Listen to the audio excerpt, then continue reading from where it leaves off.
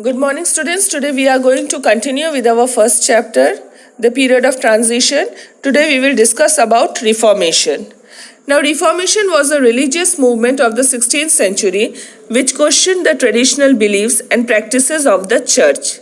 The leading figure of this movement was Martin Luther, who was a German priest and theologian. He published his work 95 Theses, in which he emphasized on the true principles of Christianity and the role of faith.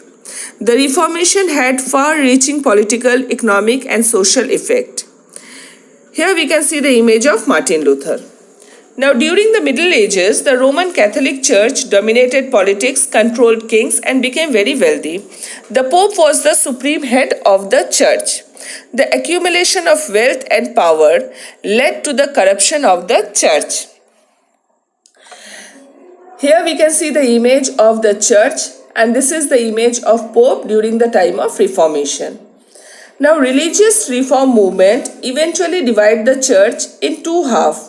One who remained loyal to Pope, they are known as the Catholic, and one who broke away from Roman Catholic Church to form a new branch of Christianity, they were known as the Protestants. So here we can see the two parts of Christianity during the time of Reformation. One is Protestant, another is the Catholic. Now, what were the causes of this Reformation? During this time, the church supported numerous unethical practices which gradually determined the reputation of both the church and the clergy.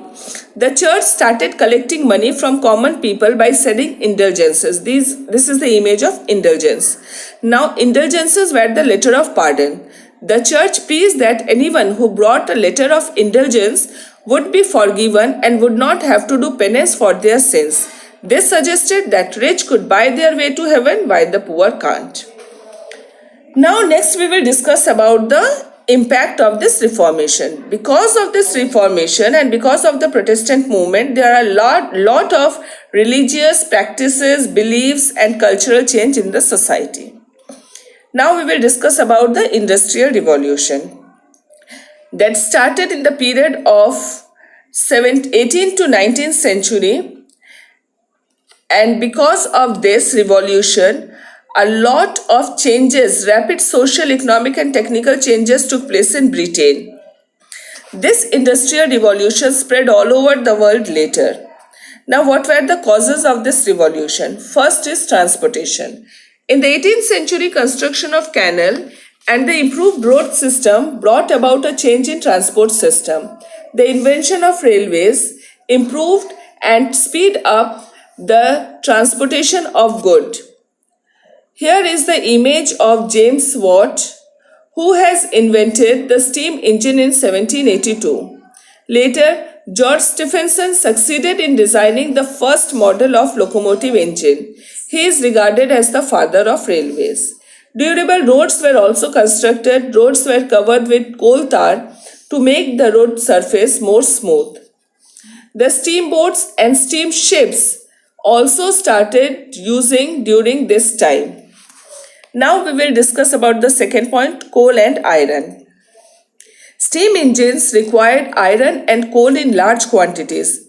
Moreover, iron was required to make machines. Coal was equally important because it was a source of cheap fuel. England had large quantities of coal and iron.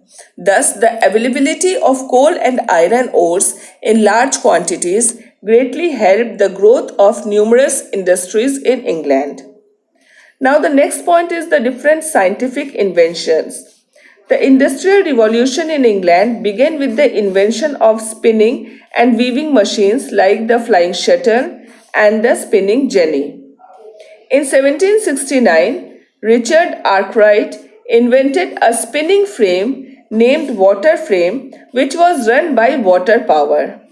American inventor Eli Whitney invented a machine known as cotton gin, which separates cotton fiber from the seeds. Thus, with the help of all these machines, the technique of cloth making was perfected. Now we'll discuss about the next point, colonies. The development of new ways of navigation also paved the way for industrial revolution.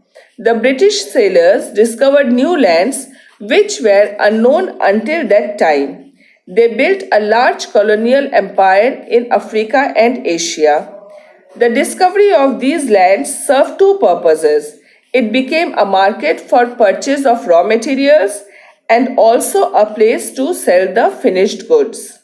Thus, with the discovery of these new lands and markets, there was a need to produce good on large scale.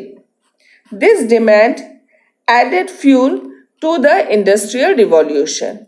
So, in this way, we have seen that because of the development in transportation, because of the development in different scientific inventions, they served different colonies, and because of all these things, the Industrial Revolution has spread in Britain in large number. That's all for today. Thank you, students.